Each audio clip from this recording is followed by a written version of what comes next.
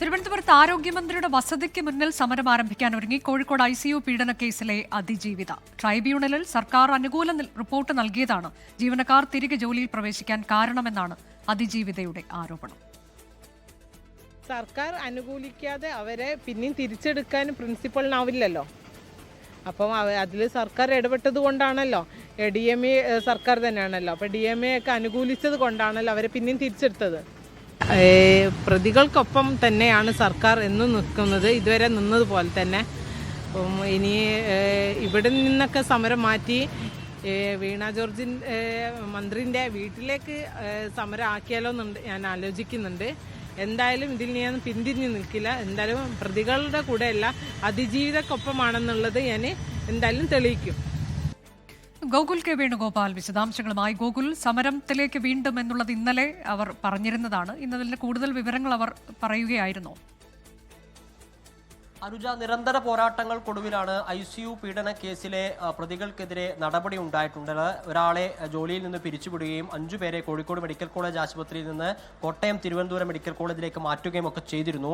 ആ മാറ്റിയ 5 പേരാണ് കഴിഞ്ഞ ദിവസം വീണ്ടും കോഴിക്കോട് മെഡിക്കൽ കോളേജ് ആശുപത്രിയിൽ ജോലിയിൽ പ്രവേശിച്ചത്.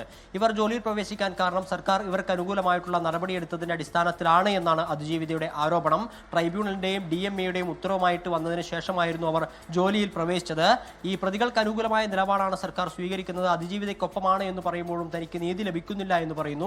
അങ്ങനെ നീതി ലഭിക്കുന്നുണ്ടായിരുന്നുവെങ്കിൽ ഇവർ തിരികെ ജോലിയിൽ പ്രവേശിക്കില്ല എന്നാണ് അതിജീവിത പറയുന്നത്. ഇവരെ ജോലിയിൽ പ്രവേശിപ്പിച്ചതിൽ പ്രതിഷേധിച്ചുകൊണ്ട് കഴിഞ്ഞ ദിവസം Kozhikode medical college principal KG Sajith കുമാറിന്റെ ക്യാബിനിലേക്ക് ഇവർ അതിജീവിതയുടെ നേതൃത്വത്തിൽ സമരം നടത്തിയിരുന്നു. ഇവരെ തിരികെ പ്രവേശിപ്പിക്കാൻ ആവശ്യമായിട്ടുള്ള ഉത്തരവിന്റെ പകർപ്പൊക്കെ ആവശ്യപ്പെട്ടെങ്കിലും ലഭിച്ചില്ല.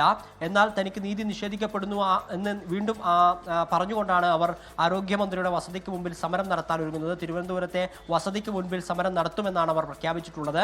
സമയവും തീയതിയൊന്നും പ്രഖ്യാപിച്ചിട്ടില്ല. പക്ഷേ നിരന്തരമായി നീതി നിഷേധിക്കപ്പെടുന്ന സാഹചര്യത്തിൽ ഇനി കോഴിക്കോട് ജില്ലയ്ക്ക് പുറത്തത് ആരോഗ്യമന്ത്രിയുടെ വസതിയിൽ അല്ലെങ്കിൽ ആരോഗ്യമന്ത്രിയുമായി ബന്ധപ്പെട്ട മറ്റു കേന്ദ്രങ്ങളിലേക്ക് ശക്തമായ സമരം ഉണ്ടാകും എന്നാണ് അതിജീവിത ആവർത്തിച്ചു പറയുന്നത്. അനുജ, ശരി. ആരോഗ്യമന്ത്രിയുടെ വസതിക്ക് മുന്നിൽ സമരം നടത്താൻ ഒരുങ്ങി കോഴിക്കോട് ICU പീഡന കേസ് അതിജീവിത. ലോകത്തെവിടെയായാലും ഏത് സമയത്തും 24 വാർത്തകളും ഓഗ്മെന്റഡ് റിയാലിറ്റി പാക്കേജുകളും എക്സ്പ്ലെയിനറുകളും വിശദമായി കാണാൻ ഞങ്ങളുടെ YouTube ചാനൽ നിങ്ങൾക്ക് സബ്സ്ക്രൈബ് ചെയ്യാം.